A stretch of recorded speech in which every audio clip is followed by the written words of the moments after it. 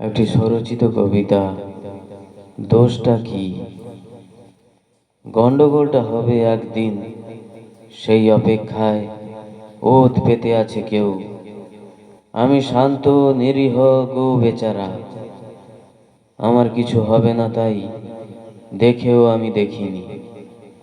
প্রতিবাদ আমাদের মুখে মানায় না, আমরা শান্ত নিরীহ আরাম প্রিয়।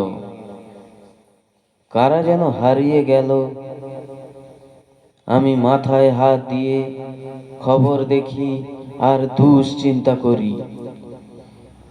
কপাল খারাপ হয়নি বলেই কিছুদিন পর সব ভুলে গেলাম। একদিন আবার গন্ডগোল হলো, আমার কাঁধে বন্দুক রাখা হলো। না, আমি গুলি খাইনি, আমি শান্ত নিরীহ, ট্রিগারও চিপিনি।